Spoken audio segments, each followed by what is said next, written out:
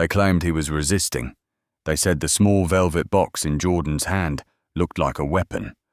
But the viral video told a different story, one of cruelty, profiling, and a bully named Officer Owen Ashton, who thought his badge made him untouchable. He didn't know that the man he was tasing wasn't just a defenseless civilian. He was Jordan Miles, a highly decorated Navy SEAL. Ashton thought he was humiliating a man on his knees. He had no idea that before the taser wires could even cool, he wouldn't just be facing an angry crowd. He would be staring down the silent, terrifying precision of Jordan's elite SEAL unit, hiding just steps away with cameras. This is the story of the proposal that broke the internet, and the backup that ended a career. Jordan Miles had faced enemy fire in 3 different countries. He'd jumped out of perfectly good aircraft at 30,000 feet. He'd held his breath underwater for minutes that felt like hours, waiting for the signal to breach. But standing in his small apartment bathroom at 5:47 a.m. on Valentine's Day morning, staring at the small velvet box in his calloused palm, his hands were shaking. The ring caught the early light filtering through the window, a simple platinum band with a single diamond that had cost him 4 months of combat pay. Jessica wasn't the kind of woman who needed extravagance. She needed honesty. She needed presence. She needed a man who would show up, not just physically, but emotionally, in all the ways his father never had for his mother.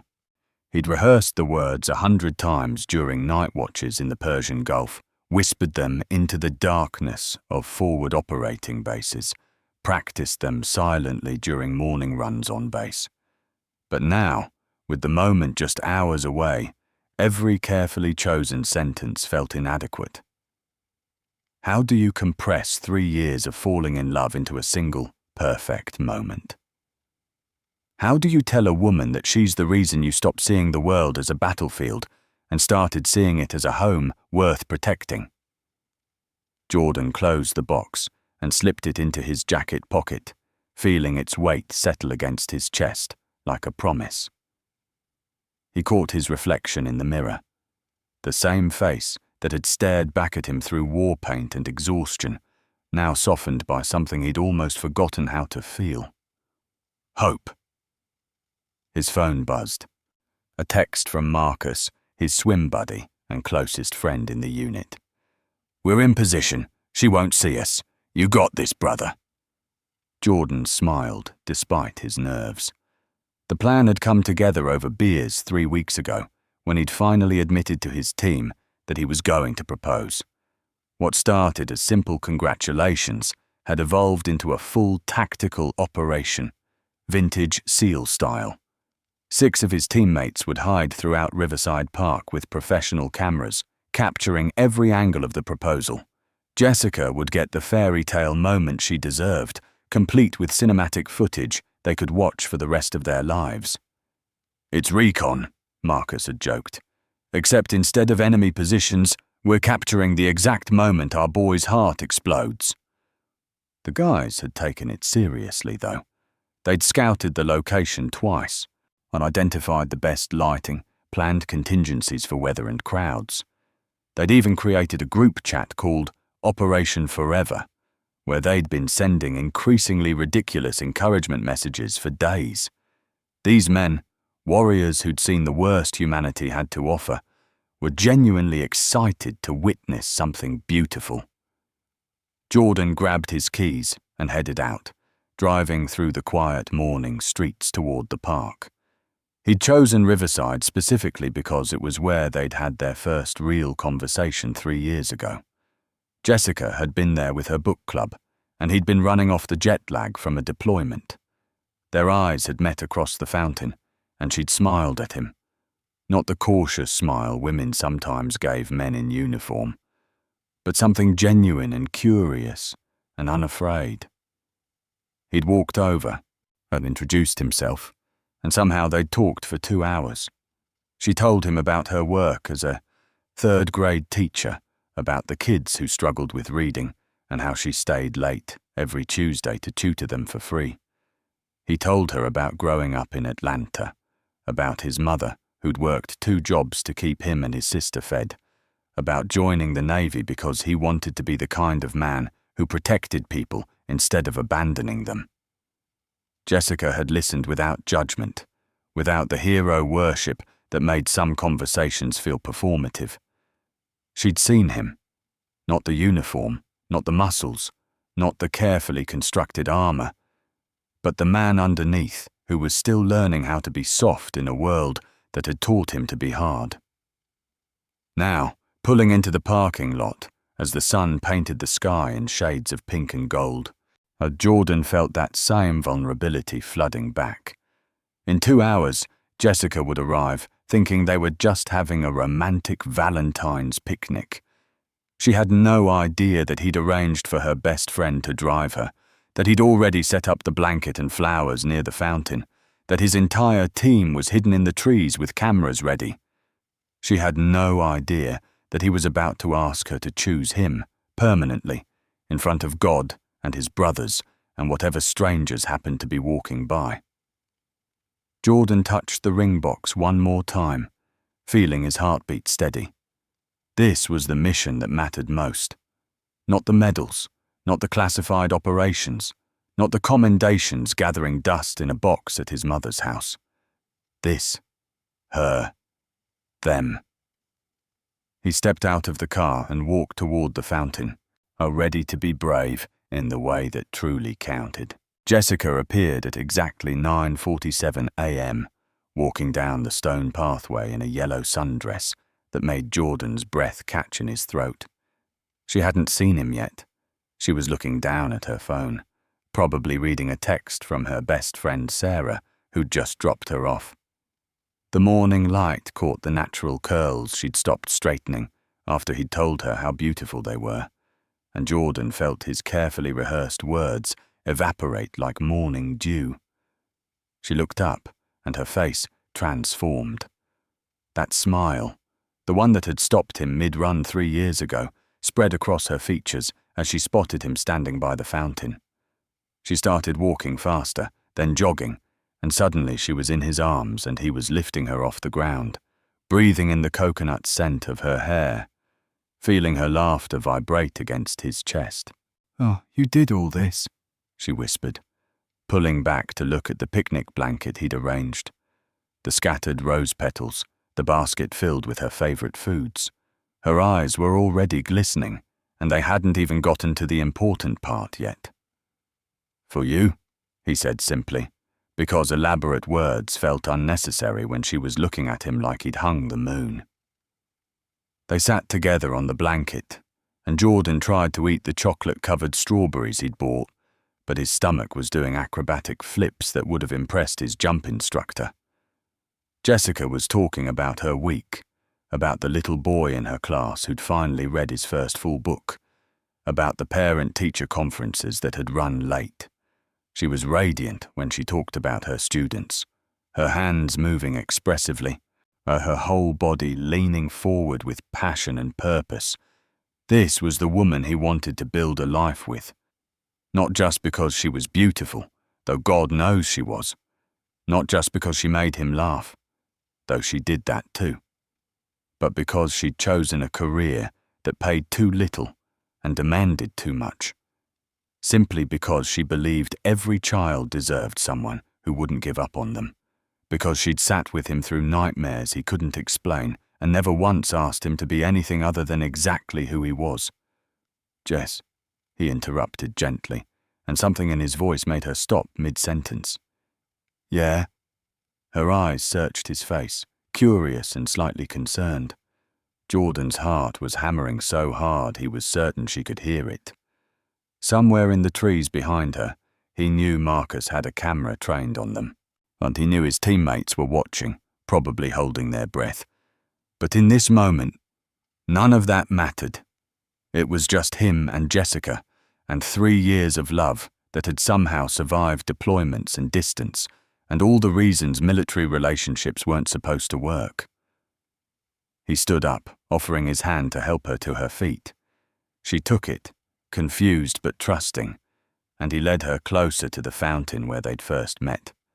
The water sparkled behind her, creating a halo effect that seemed almost prophetic. 3 years ago, Jordan began, his voice steadier than he'd expected. I was running through this park trying to outrun memories I didn't know how to process. I was angry at the world, angry at myself, convinced that guys like me didn't get happy endings. And then I saw you. Jessica's hand flew to her mouth. She knew, but he could see the realization dawning in her eyes, see the tears already starting to spill over. You smiled at me, like I was worth knowing, he continued, his own voice thickening with emotion. Not like I was a hero or a soldier or anything special. Just like I was a man who might be interesting to talk to. And when we talked, you listened to all my broken pieces and never once tried to fix me. You just loved me through it. Jordan, she whispered, and his name on her lips sounded like a prayer. He lowered himself to one knee, and the small gasp she made cracked something open in his chest. Her hands were shaking as they covered her face, tears streaming freely now, and he'd never seen anything more beautiful in his entire life. Jessica Marie Scott, he said, pulling the velvet box from his pocket and opening it to reveal the ring that had been burning a hole in his consciousness for weeks. You taught me that courage isn't just about facing enemy fire. It's about choosing to be vulnerable. It's about showing up every day and choosing love even when it's scary. You make me braver than any mission ever could. She was nodding before he even asked the question, tears and laughter mixing together in a sound of pure joy. Will you marry me? The words came out raw and honest and desperate with hope. Will you let me spend the rest of my life trying to love you as well as you've loved me? Yes, she sobbed, dropping to her knees in front of him, framing his face with her hands. Yes, 1,000 times, yes. He slipped the ring onto her finger with shaking hands. And then she was kissing him, and he was kissing her back. And somewhere in the distance, he could hear people clapping. Jessica was laughing and crying simultaneously, pressing her forehead against his, whispering, I love you, over and over like an incantation. Jordan had never felt more alive, more present, more absolutely certain that he was exactly where he was supposed to be. He had no idea that 30 feet away, Officer Owen Ashton was watching them with narrowed eyes and reaching for his radio. The voice cut through their joy like a blade through silk. Hey, you two, don't move. Jordan felt Jessica stiffen in his arms. They pulled apart, confusion clouding the happiness on her face as they both turned toward the sound. A police officer was striding toward them across the grass, his hand already resting on his belt near his weapon. His face was twisted with an expression Jordan recognized immediately from his training. Not caution, not concern, but aggression looking for an outlet. Stand up! Both of you! Hands where I can see them! The officer was close now, close enough that Jordan could read his nameplate. Ashton. Close enough to see the vein pulsing in his temple, the way his jaw was clenched so tight it looked painful. Jordan rose slowly, instinctively positioning himself between Jessica and the approaching officer. But he kept his hands visible, palms open, a gesture of peace he'd learned in conflict zones where one wrong move could escalate everything. Officer, is there a problem? I said hands up, now! Ashton's voice had climbed to a shout, and Jordan saw several people in the park turn to stare. Behind him, he heard Jessica's sharp intake of breath. Jordan raised his hands higher, his military training kicking in automatically. Stay calm. De-escalate. Don't give him a reason. Sir, my hands are up. We're not doing anything wrong. I just proposed to my girlfriend. I don't care what you think you're doing. Ashton was in his face now, close enough that Jordan could smell coffee on his breath. I got a call about suspicious activity. Someone kneeling, reaching into their jacket. Oh, you match the description. The words hit Jordan like a physical blow.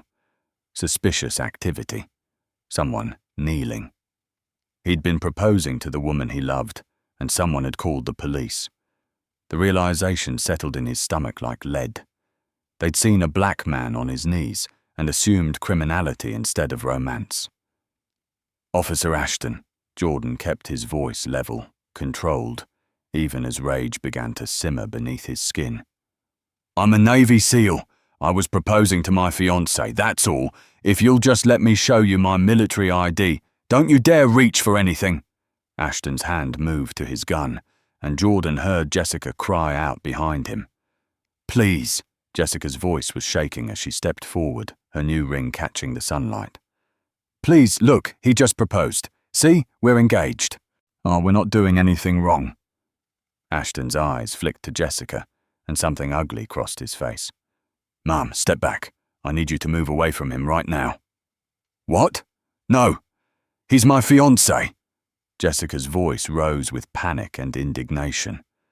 We're having a picnic. This is insane. Ma'am, I won't ask again. Step back. Ashton's hand was fully on his weapon now, and Jordan felt his pulse spike. This was spiraling. This was going somewhere dangerous, and he was powerless to stop it because every instinct that had kept him alive in combat, every tactical response, every defensive maneuver would be seen as aggression. Jess, it's okay, Jordan said quietly, not taking his eyes off Ashton. Just step back, baby. Let me handle this. Jordan, her voice broke on his name. Please. He put every ounce of reassurance he could muster into that single word, even though his heart was racing and his mind was calculating distances, angles, threat levels. Even though he could take this man down in 3 seconds flat, but knew that doing so would only prove whatever prejudiced narrative was already playing in Ashton's head. Jessica moved back reluctantly, and Jordan could hear her crying softly. The sound of her tears, on what should have been the happiest day of their lives, ignited something fierce and protective in his chest. Officer, I'm going to say this one more time, very clearly. Jordan's voice was steady, the same tone he used to brief his unit before missions. My name is Petty Officer First Class Jordan Miles. I'm a Navy SEAL stationed at Little Creek. I was proposing to my girlfriend. The suspicious item, someone reported, was an engagement ring. If you'll allow me to show you my military identification, we can clear this up right now. Ashton's face flushed red. Oh, so now you're military. That's convenient. You people always have some story. You people. The words escaped Jordan before he could stop them, and he saw Ashton's expression shift into something triumphant, like he'd been waiting for Jordan to give him an excuse. That's it. Turn around. Hands behind your back. Ashton grabbed Jordan's shoulder and tried to spin him around. Don't touch me. Jordan's voice dropped to a dangerous quiet. He didn't move, didn't resist, but he didn't comply either. Every muscle in his body was coiled tight, years of combat training, warring with the knowledge that one wrong move could end his life. You're resisting! Ashton shouted, and Jordan saw him reach for something on his belt. I'm not resisting. I'm standing still. Get on the ground! Jordan, please! Jessica was screaming now, and other people in the park were pulling out their phones, recording, shouting questions. Ashton shoved Jordan hard in the chest, and Jordan stumbled backward, his hands still raised. The officer's face was contorted with rage that had nothing to do with actual threat and everything to do with power being questioned. Last chance! On your knees, hands behind your head! Jordan looked into Ashton's eyes and saw no reason there, no willingness to listen, no humanity that could be appealed to. He saw only a man who'd already decided how this story would end. Slowly, his heart breaking with every inch of descent, Jordan lowered himself to his knees for the second time that morning. But this time, there was no joy, only the bitter taste of injustice and the sound of Jessica sobbing his name. Jordan's knees pressed into the grass, his hands laced behind his head, in a position he'd forced enemy combatants into 12 times. The irony wasn't lost on him. He'd survived firefights in Kandahar, close quarters combat in Baghdad, high-risk extractions in places whose names were still classified, only to end up on his knees in an American park while proposing to the woman he loved. "Officer, please listen to me." Jordan kept his voice calm, measured, the same tone he'd used to talk down armed militants who were high on adrenaline and ideology. "My military ID is in my right front pocket. My phone is in my left. I have no weapons. I'm complying with your orders. Just let me show you identification, and we can resolve this peacefully." Ashton circled him like a predator, his hand still hovering near his taser. "You don't get to tell me how this works. You don't get to give me orders." "I'm not giving orders, sir. I'm trying to cooperate." Jordan could feel sweat beginning to bead on his forehead, despite the cool morning air. He'd been trained for this: de-escalation, compliance, survival. But all that training assumed the person with power was operating in good faith. That reason could penetrate rage. "Jordan has his military ID," Jessica's voice cut through the tension, desperate and pleading. "Please, just look at it. He's telling the truth. He's a decorated SEAL. He's not a criminal." "Ma'am, I told you to step back." Ashton whirled on her, and Jordan's entire body tensed.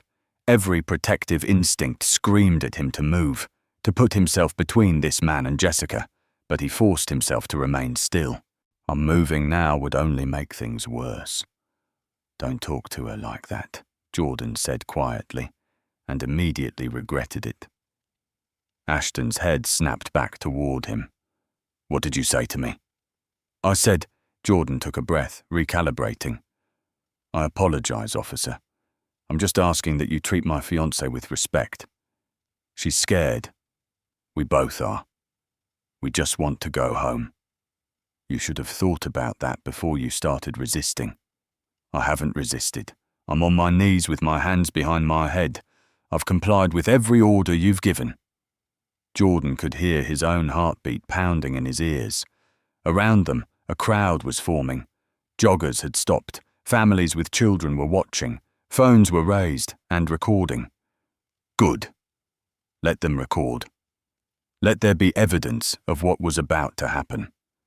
Ashton moved behind him, and Jordan felt every nerve in his body light up with warning. In combat, you never let the enemy get behind you. But this wasn't combat. This was supposed to be America. This was supposed to be safe. "I'm going to search you for weapons," Ashton announced loudly, clearly performing for the cameras now. "If you move, I will use force." "I understand. I won't move." Jordan's jaw ached from clenching it so hard. He could feel the small velvet box still in his jacket pocket. The ring he'd placed on Jessica's finger just minutes ago. The weight of his phone, his wallet, his military ID, all the proof he needed to end this nightmare, if only Ashton would look. Ashton's hands were rough as they patted down Jordan's sides, deliberately aggressive, designed to humiliate rather than search.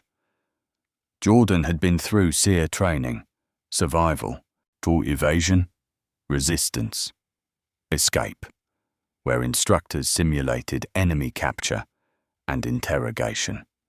He'd endured stress positions, sleep deprivation, psychological warfare. But this felt worse somehow, because it was happening in his own country, in front of the woman he loved, for no reason except the color of his skin. "What's this?"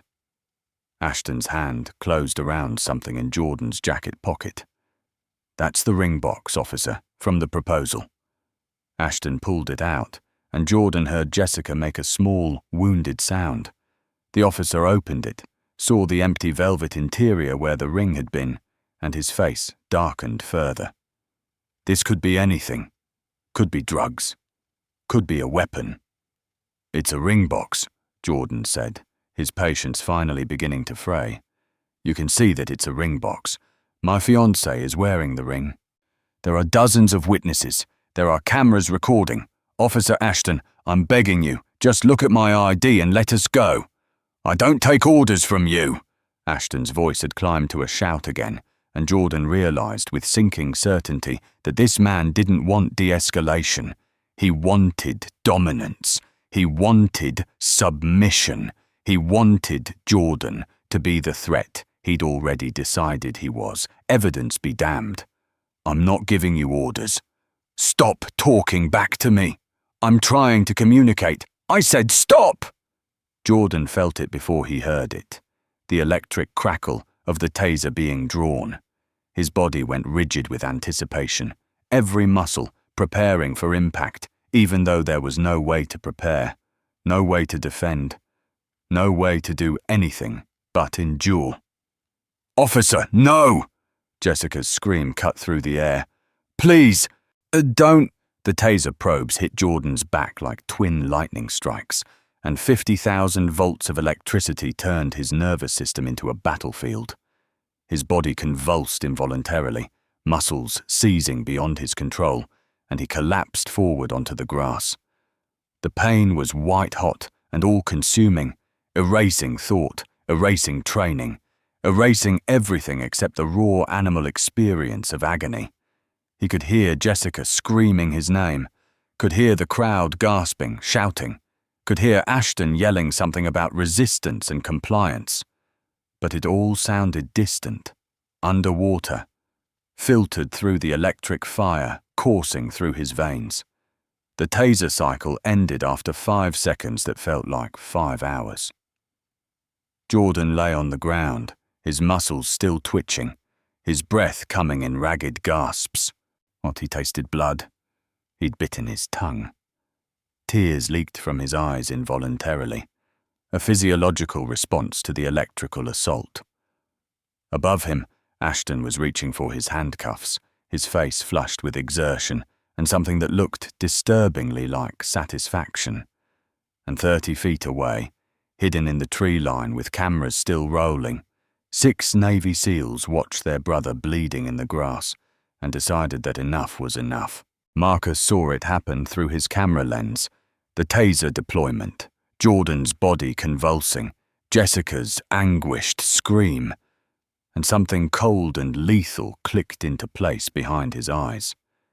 He lowered the camera slowly, his jaw set in a way that his teammates recognized immediately. It was the expression he wore before breaching a hostile compound, before engaging an enemy that had made a fatal miscalculation.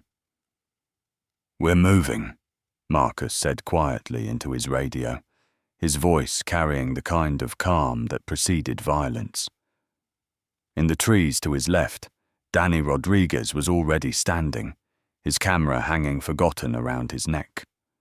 To his right, he could see Trevor Banks emerging from behind a cluster of bushes, his massive frame no longer concealed.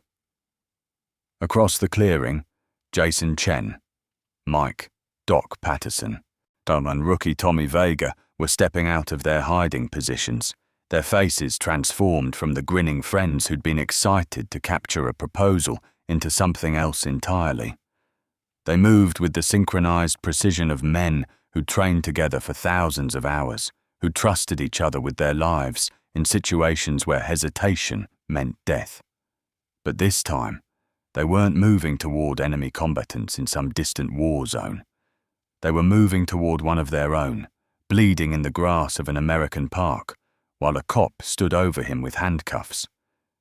Ashton had his knee pressed into Jordan's back now, wrenching his arms behind him, still shouting about resistance, even though Jordan was barely conscious. He was so focused on his performance of dominance that he didn't notice the 6 men approaching from different angles, didn't register the shift in the crowd's energy, didn't understand that the power dynamic he thought he controlled was about to invert completely. Jessica saw them first. Through her tears, she recognized Marcus. She'd met Jordan's swim buddy a dozen times, had cooked dinner for him and the team after they'd returned from deployment.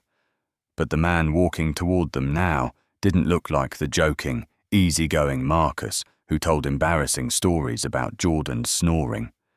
This Marcus moved like a predator, his eyes locked on Ashton with an intensity that made her breath catch. "Oh my God," she whispered, and then louder, with desperate hope. "Marcus!" Ashton's head snapped up at the name, and he finally saw them. 6 men, and all moving toward him with the kind of purposeful stride that made his hand instinctively move toward his weapon. But something in their bearing, the way they held themselves, the coordinated spacing, the absolute confidence in their movement, triggered a primal warning in his hindbrain. Marcus reached them first, stopping exactly 6 feet away. Close enough to be a presence, far enough to avoid any claim of threatening behavior. His hands were visible, relaxed at his sides, but there was nothing relaxed about his posture or the ice in his voice when he spoke. "Step away from him. Now." Ashton's face flushed red.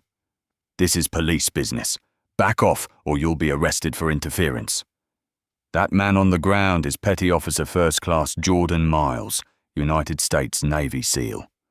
Marcus's voice carried across the park, all clear and authoritative. "He's a decorated combat veteran with 3 tours in active war zones, and you just tased him for proposing to his girlfriend." The other 5 SEALs had formed a loose semicircle now, not threatening, not advancing, but present in a way that was impossible to ignore. Danny had his phone out, recording. Doc was checking Jordan with his eyes, his medical training automatically assessing for injury. Trevor's arms were crossed over his chest, his expression carved from stone. "I don't care who he is," Ashton blustered, but his voice had lost some of its certainty. "He was resisting. He was on his knees with his hands behind his head," Jason Chen interrupted, his normally friendly face cold as winter. "We have it all on camera, every angle. High definition. Oh, from the moment he proposed to the moment you decided to assault him." Ashton's eyes darted between them, and Jordan could see the calculation happening behind his bluster. 6 military-aged males, clearly fit, clearly trained, clearly unified in purpose. The crowd around them had grown larger, and every single person was recording now, phones raised like a forest of witnesses. "We were photographing the proposal," Marcus continued, his voice still terrifyingly calm. "We're his unit, his brothers. We've been here the whole time, documenting what was supposed to be the happiest moment of his life. Instead, we documented you profiling, escalating, and brutalizing an unarmed man who was complying with your orders." "That's not," Ashton started, but Tommy Vega cut him off. "We have audio too," the youngest SEAL said, his Louisiana accent thick with barely controlled ray. "Every word, every illegal order, every refusal to look at his military ID, every threat, all of it." Ashton's hand was still on his weapon, but his confidence was crumbling. These weren't random civilians he could intimidate. These were operators, men who'd faced down actual enemies in actual combat and won. Men who knew the law, knew their rights, and knew how to document everything for maximum legal impact. "Get your knee off his back," Marcus said. And this time it wasn't a request. "Step away from our brother and call your supervisor right now." "You can't tell me. We're not telling you anything." Doc's voice was clinical, detached, the tone of a man stating facts. "We're informing you that you've committed assault on a federal service member, that we have irrefutable evidence, and that your next actions will determine whether this ends with your termination or your incarceration." Jessica had moved to Jordan's side now, her hands hovering over him, afraid to touch him while Ashton's knee was still pressed into his back. Jordan's eyes were open, but unfocused, his breathing shallow. Marcus caught his gaze and gave him the smallest nod, a signal they'd used in combat. "We've got you. Hold on." Ashton looked around at the circle of SEALs, at the crowd of witnesses, at the dozens of cameras recording his every move. For the first time since he'd approached the happy couple, fear flickered across his face. Not the manufactured fear he'd claimed to feel about Jordan, but real fear, the kind that comes from realizing you've made a catastrophic mistake in front of an audience that won't let you rewrite the narrative.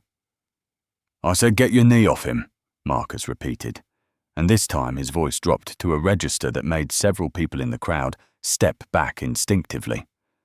Or I call the chief of police myself, your choice. You have 5 seconds. The air in the park felt electric, charged with the potential for violence that everyone could sense but no one could quite name. The SEALs hadn't moved closer, hadn't raised their voices beyond conversational volume, hadn't made a single, threatening gesture. But their presence was a wall, immovable, uncompromising, and absolutely terrifying in its disciplined restraint. Ashton's hand trembled as he slowly removed his knee from Jordan's back, but he didn't step away. Not fully. He was trying to maintain some semblance of control, some fragment of the authority that had felt so absolute just minutes ago. But the 6 men surrounding him had fought in places where authority came from competence and trust, not from a badge and a gun, and they recognized a weak leader when they saw one. Marcus pulled out his phone with deliberate slowness, making sure Ashton could see every movement. I'm calling Chief Patricia Hendricks now. She's a friend of our commanding officer. They serve together. He paused, letting that information sink in. I'm sure she'll be very interested to hear about this incident. You don't need to do that, Ashton said quickly, and the desperation in his voice was palpable. Look, maybe things got a little heated. But a little heated. Danny's voice cut through the air like a whip. You tased an unarmed man who was on his knees with his hands behind his head. That's not heated. That's assault. Jessica had her arms around Jordan now, helping him sit up. His muscles were still twitching from the electrical shock, and there were grass stains and dirt on his face, mixed with the tracks of involuntary tears. She was whispering to him, checking him over with shaking hands, and the sight of her terror on what should have been the most joyful day of their lives made something dangerous flash in Trevor's eyes. Step back from them, Trevor said, his deep voice resonating like distant thunder. Give them space. Ashton took a step back, then another, and suddenly he was the one surrounded.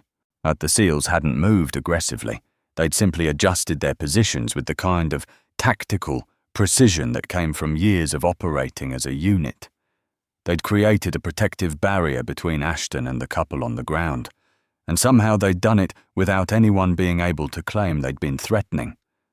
Marcus had his phone to his ear now. Chief Hendricks, this is Marcus Webb, SEAL Team 4. I'm calling from Riverside Park where one of your officers just tased my teammate during a marriage proposal. He paused, listening. Yes, ma'am. Petty Officer First Class Jordan Miles. He was on his knees proposing to his girlfriend when Officer Owen Ashton intervened, refused to look at military identification, and deployed a taser on a compliant, unarmed service member.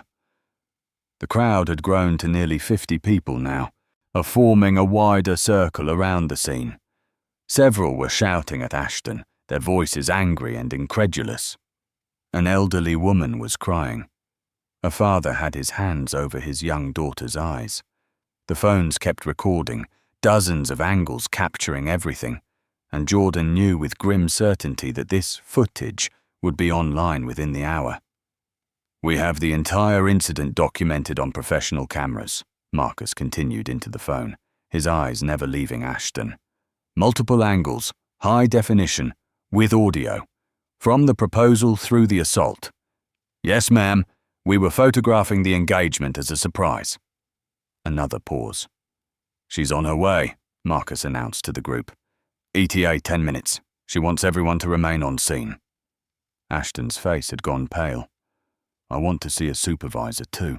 I want to file a report about these men threatening an officer. We haven't threatened you, Jason said calmly, adjusting his glasses. We've maintained a respectful distance. We haven't raised our voices beyond conversational volume. We haven't made physical contact. We've simply documented a crime and called the appropriate authority. If you feel threatened by witnesses, that's a personal issue. Doc had moved closer to Jordan and Jessica, kneeling beside them. "Jordan, can you hear me clearly? Any numbness? Difficulty breathing?" His voice had shifted into medic mode, professional and assessing. Jordan nodded slowly, his voice hoarse when he spoke. "I'm okay, Doc. Just give me a minute." "Take all the time you need, brother." Doc's hand rested briefly on Jordan's shoulder, a gesture of solidarity that spoke volumes. Tommy had his camera out now too, filming Ashton directly. "For the record, Officer Ashton, would you like to explain why you deployed a taser on a compliant subject who was on his knees with his hands behind his head?" "I don't have to explain anything to you," Ashton snapped, but his bravado was crumbling. He kept looking toward the parking lot, clearly hoping for backup that would shift the numbers in his favor. "You'll have to explain it to the chief," Marcus said, "and to internal affairs, and probably to a jury, given that we have irrefutable video evidence of excessive force. He was resisting. Show me."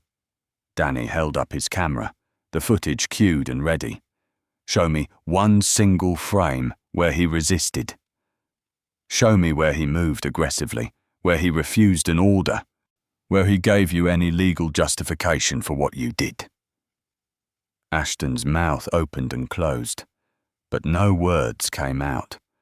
Around them, the crowd was murmuring, and Jordan could hear fragments of their conversations. "That's disgusting. He was just proposing. That cop should be arrested. This is why people don't trust police." A young black teenager in the crowd caught Jordan's eye, and the look on his face, a mixture of fear and resignation and bitter lack of surprise, cut deeper than the taser had. This kid had watched a decorated military veteran get brutalized for no reason, and he wasn't shocked.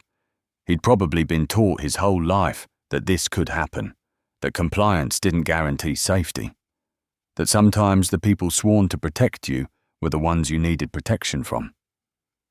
Jessica helped Jordan to his feet, and the SEALs immediately adjusted their formation, keeping themselves between the couple and Ashton. Jordan swayed slightly, and Trevor moved closer, ready to catch him if needed. "I've got you," Trevor murmured. "We all do." Jordan looked at his team, these men who'd hidden in the trees to capture his joy and had emerged to defend his dignity, and felt something fierce and grateful lodge in his throat. They hadn't thrown a single punch. They hadn't needed to. Their presence alone, their unity, their refusal to let injustice stand unchallenged, had been enough to shift the entire dynamic. In the distance, sirens began to wail, growing closer. Chief Hendricks was coming, and with her, accountability. Ashton heard them too, and the last of his confidence drained from his face like water through a sieve. Marcus checked his watch. 8 minutes. She made good time. He looked at Ashton with something that might have been pity if it weren't so cold. "I hope that power trip was worth your career." Chief Patricia Hendricks arrived in an unmarked sedan, not a patrol car, and that detail alone told Jordan everything he needed to know about how seriously she was taking this call. She was a woman in her mid-50s, with steel grey hair pulled back in a tight bun, wearing her dress uniform despite it being a Saturday morning. She moved with the purposeful stride of someone who'd spent decades earning respect in a profession that didn't give it freely to women, especially black women. Her eyes swept the scene with practiced efficiency. The crowd of witnesses, the phones still recording, the 6 SEALs standing in formation, Jordan sitting on the ground with Jessica's arms around him, and Ashton standing apart, isolated and defensive. Her jaw tightened almost imperceptibly. "Chief Hendricks," Marcus said, stepping forward with his hand extended. "Thank you for coming so quickly." She shook his hand firmly, her gaze sharp and assessing. "Commander Price speaks highly of you and your team, Petty Officer Webb. I wish we were meeting under better circumstances." She turned to Jordan, and her expression softened slightly. "Petty Officer Miles, are you injured? Do you need medical attention? Jordan shook his head, accepting Trevor's hand to pull himself fully to his feet. His legs were steadier now, though his back still ached where the taser probes had hit. I'm all right, Mom. Just trying to process what just happened. I understand. Hendrix's voice was gentle but professional. She looked at Jessica, taking in her tear-stained face and the engagement ring glinting on her finger. And you must be the fiancé. Oh, I'm very sorry your special moment was interrupted this way. Jessica nodded, unable to speak, and pressed closer to Jordan's side. Hendrix turned to Ashton, and the gentleness evaporated from her voice.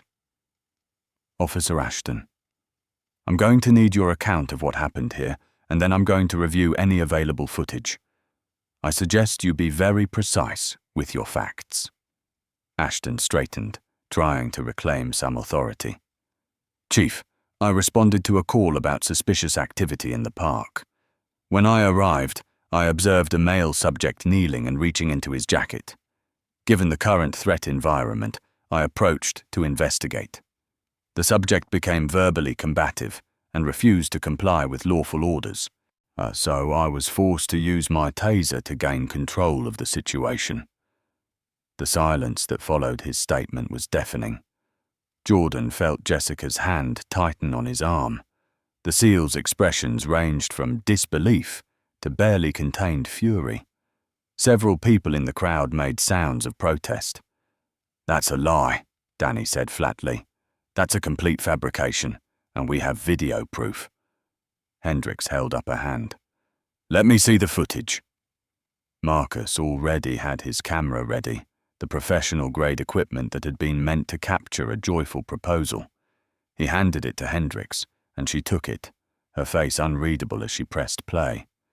The park went quiet, except for the audio from the camera.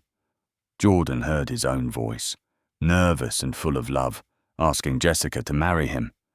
He heard her joyful yes and the sound of their laughter. Then Ashton's voice cut through, harsh and aggressive. Hey! You two! Don't move! Hendrix watched without expression as the footage played out. Jordan's calm attempts at de-escalation, his repeated offers to show identification, his compliance with every order. Ashton's escalating aggression, his refusal to look at ID, his dismissive, "You people," comment that made several people in the crowd gasp. Jessica's desperate pleas, and then the sickening crackle of the taser and Jordan's body convulsing as he collapsed. The chief watched it twice, her face growing harder with each viewing. Then she looked at Danny. You said multiple angles? Yes, Mom, 6 cameras, all professional grade. We can provide you with every file, unedited, with metadata showing date, time, and location stamps. Send them to my official email. Oh, all of them. She handed the camera back to Marcus and turned to Ashton. Her voice, when she spoke, could have cut glass. Officer Ashton, you are hereby placed on immediate administrative leave, pending a full investigation by Internal Affairs. Chief, you can't. I can, and I am. Hendrix stepped closer to him, and despite being 6 inches shorter, she somehow seemed to tower over him. That footage shows excessive force against a compliant subject. It shows you refusing to verify identification. It shows you escalating a peaceful situation into a violent confrontation. And your official statement, which I just heard you give, is contradicted by every single frame of that video. Ashton's face had gone from pale to red. Those men are biased. They're his friends. Oh, you can't trust. Those men are decorated Navy SEALs with security clearances that required more background checks than you've had in your entire career, Hendrix interrupted. Their footage has metadata. There are 50 civilian witnesses, and your body camera, she pointed at the device on his chest, should corroborate everything unless you conveniently forgot to turn it on. Ashton's silence was answer enough. I thought so. Hendrix held out her hand. Badge and weapon. Now. Chief, please, now, Officer Ashton. The crowd watched in absolute silence as Ashton unclipped his badge with shaking hands and placed it in Hendrix's palm. His service weapon followed, and with each item surrendered, he seemed to shrink. The authority he'd wielded so carelessly was stripped away in front of everyone who'd witnessed him abuse it. "You're to report to Internal Affairs Monday morning at 0800 hours, Hendrix continued. "You're not to contact Petty Officer Miles or Ms. Scott. You're not to discuss this case with anyone except your union representative and IA investigators. Do you understand?" "Yes, ma'am," Ashton mumbled. "I can't hear you." "Yes, ma'am." His voice cracked on the words. Hendrix turned to the crowd, her voice carrying across the park. "I want to be very clear with everyone here. What happened today is not acceptable. It does not represent the values of this police department or the oath we take to serve and protect. This officer will face a full investigation, and if the evidence supports criminal charges, he will be prosecuted to the fullest extent of the law." She looked at Jordan, and there was genuine regret in her eyes. "Petty Officer Miles, Ms. Scott, you have my personal apology and the apology of every officer who takes their duty seriously. This should never have happened. I'll be in touch regarding the investigation, and I want you to know that you have the full support of my office in pursuing whatever legal remedies you choose." Jordan nodded, not trusting his voice. Jessica whispered, "Thank you." Hendrix gestured to a patrol car that had arrived as backup. "Officer Chen will give you a ride home, Ashton. Consider yourself fortunate that these men showed more restraint than you did." As Ashton was led away, the crowd erupted in applause. People were cheering, crying, shouting affirmations. The teenager Jordan had noticed earlier caught his eye again and nodded slowly, something like hope flickering across his young face. Marcus put his hand on Jordan's shoulder. "Justice isn't always this swift, brother. But today it was." 3 months later, Jordan sat in a courtroom wearing his dress uniform, the Navy and Marine Corps Achievement Medal with Valor, device gleaming on his chest, alongside 2 rows of other ribbons that told the story of his service. Jessica sat beside him, her hand intertwined with his, the engagement ring now accompanied by a simple wedding band. They'd gotten married quietly 2 weeks after the incident, surrounded by family and the SEAL team, refusing to let Ashton's hatred delay their happiness. The courtroom was packed. Media filled the back rows, their cameras trained on the defense table where Owen Ashton sat in a cheap suit, his lawyer whispering urgently in his ear. The viral video had made this case national news. Millions of views, thousands of think pieces, endless debates about policing and accountability, and the gap between the America that sent men like Jordan to war and the America that tased them for proposing to their girlfriends. Judge Maria Santos entered, and everyone rose. She was a no-nonsense jurist with a reputation for fairness and zero tolerance for procedural games. She denied every motion to suppress the video evidence, every attempt to exclude the SEAL team's testimony, every defense strategy designed to muddy clear waters. "The people versus Owen Ashton," she announced. "Charges of assault under color of authority, filing a false police report, and deprivation of civil rights. Mr. Ashton, how do you plead?" Ashton stood, his voice barely audible. "Not guilty, Your Honor." The prosecution, led by Assistant District Attorney James Chen, wasted no time, and his opening statement was surgical in its precision. "Ladies and gentlemen of the jury, this case is about the abuse of power and the importance of objective truth. The defendant will claim he feared for his safety. He'll claim he followed proper procedure. He'll claim the victim was non-compliant. But we have something that makes those claims impossible to sustain. We have the truth, captured in high definition from 6 different angles with crystal clear audio showing exactly what happened on Valentine's Day in Riverside Park." The defense attorney, a tired-looking public defender named Robert Mills, tried to paint Ashton as a dedicated officer making split-second decisions in a dangerous situation. But his heart wasn't in it. Everyone in the courtroom could see he was playing a losing hand. Then the video played. The prosecution had edited together all 6 camera angles into a seamless narrative that was devastating in its completeness. It opened with Jordan's nervous preparation, his hands shaking as he checked the ring one more time. The jury watched him get down on one knee, watched Jessica's face transform with joy, watched them kiss as she said yes. Several jurors were smiling, caught up in the genuine beauty of the moment. Then Ashton's voice shattered everything. "Hey, you two, don't move." The courtroom watched Jordan's careful compliance, his calm voice offering identification, his hands always visible, always raised. They heard Ashton's escalating aggression, his refusal to look at the military ID, his "you people" comment that made several jurors visibly recoil. They watched Jessica beg, and watched Jordan lower himself to his knees for the second time that morning, watched him try every de-escalation technique in his training. And then they watched him get tased.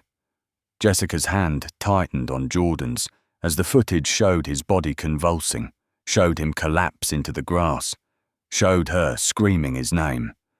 Jordan kept his eyes forward, his jaw tight, reliving the humiliation and pain in front of a room full of strangers. But this was necessary. This was how accountability happened. The video continued, showing the SEAL team's emergence, their disciplined restraint, Chief Hendrick's arrival, and Ashton's badge being stripped away. When it finally ended, the courtroom was silent, except for the sound of someone crying softly in the gallery. A DHN let the silence stretch for a long moment before speaking. That is the truth. Unedited, undeniable, objective truth. Now let's compare it to the defendant's official police report. He projected the report onto a screen, and the contradictions were staggering. Ashton had written that Jordan refused multiple commands to show identification when the video clearly showed Jordan offering it repeatedly. He'd claimed Jordan made threatening movements when the footage showed a man kneeling with his hands behind his head. He'd described aggressive verbal resistance when Jordan's voice never rose above a calm, respectful tone. "Every single line of this report is a lie," Chen said, his voice hard. And these lies weren't mistakes. They were calculated attempts to justify the unjustifiable, to criminalize a victim, not to cover up an abuse of power with false documentation.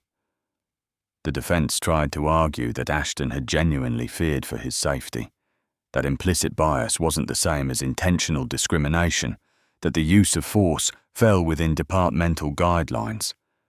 But the video made those arguments hollow. The jury could see Ashton's face, could hear the anger in his voice, could watch him choose escalation over de-escalation at every turn.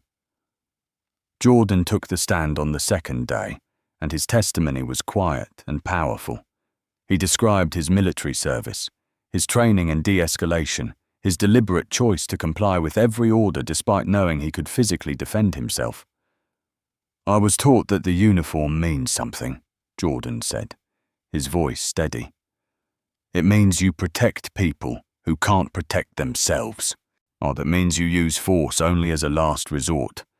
It means you treat everyone with dignity, even your enemies." He looked directly at Ashton. "I treated Officer Ashton with more respect than he treated me, even though he was tasing me and I was unarmed on my knees." Jessica testified about her terror, about watching the man she loved being brutalized for no reason, about the trauma that still woke her up at night. "We were celebrating love," she said, tears streaming down her face. "We were having the happiest moment of our lives, and he turned it into a nightmare." Marcus and the rest of the SEAL team testified about what they'd witnessed, their military bearing and obvious credibility making them unimpeachable witnesses. Even the defense attorney barely cross-examined them. The jury deliberated for less than 3 hours.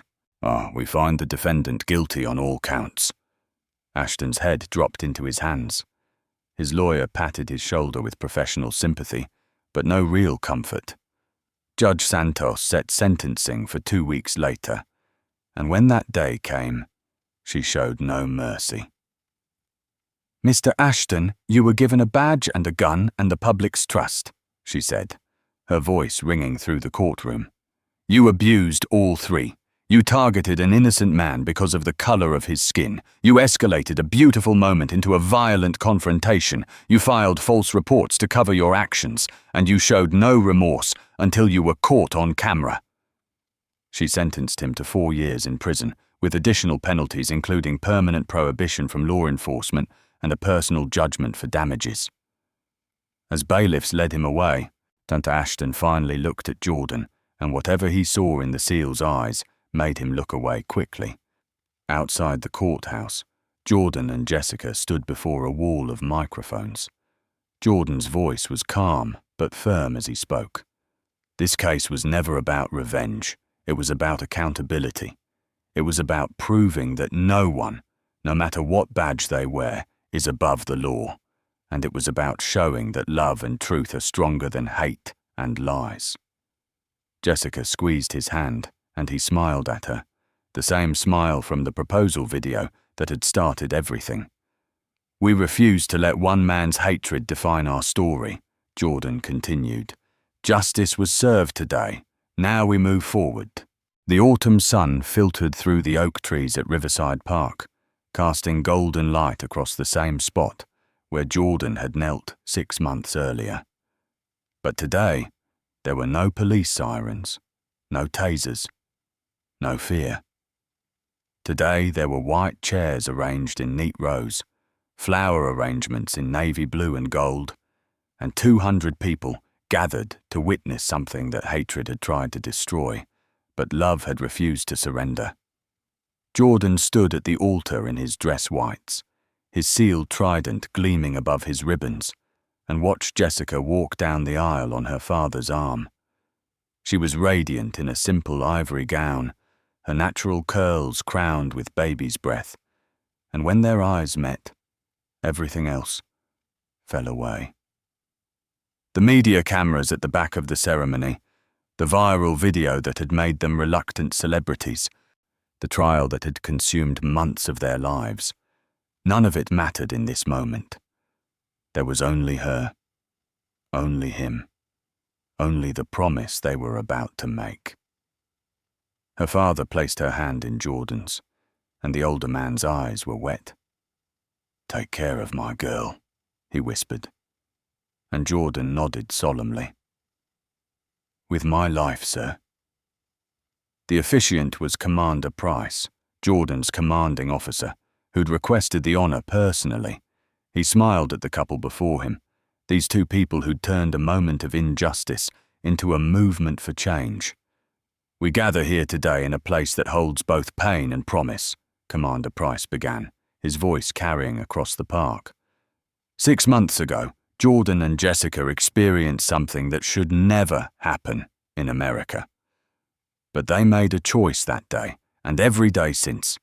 They chose love over bitterness, or hope over despair, and action over anger.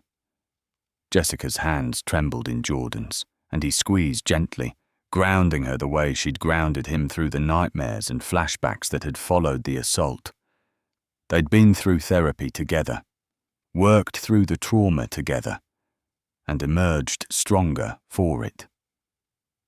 "Jordan," Commander Price continued, "do you take Jessica to be your wife, to love and honor her, in joy and in sorrow, for all the days of your life?" "I do." Jordan's voice was steady, certain, full of every ounce of love he'd been carrying since that first conversation by this very fountain. "Jessica, do you take Jordan to be your husband, to love and honor him, in joy and in sorrow, for all the days of your life?" "I do."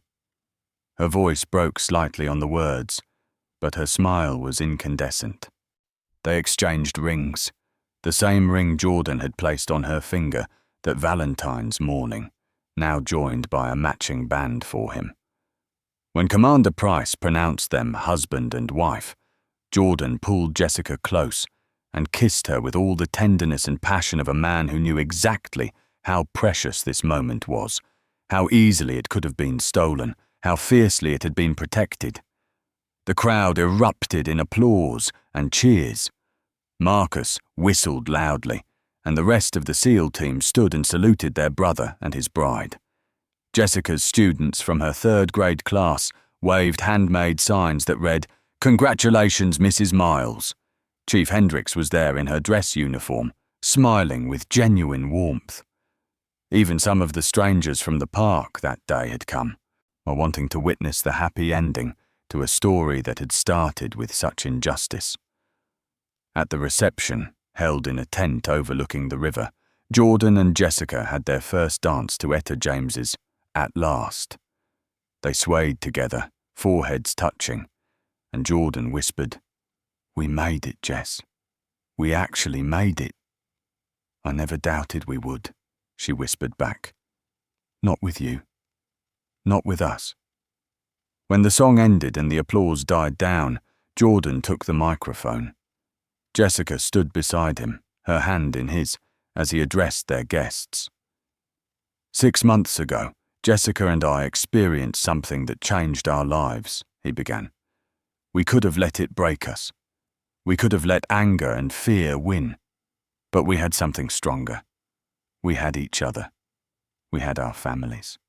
We had brothers who stepped out of the shadows when we needed them most." He nodded toward the SEAL team, and several of them raised their glasses in acknowledgement.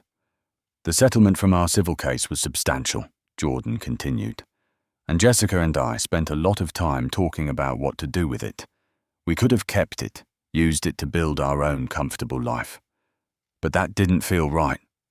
What happened to us happens to too many people who don't have cameras recording, who don't have a SEAL team as backup, who don't have the resources to fight back."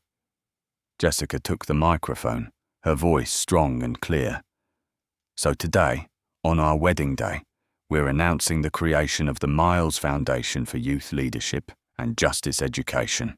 We're using the settlement money to create a program that will teach young people, especially young people of color, about their rights, about de-escalation, about how to document injustice, and about how to be the kind of leaders who change systems instead of just surviving them."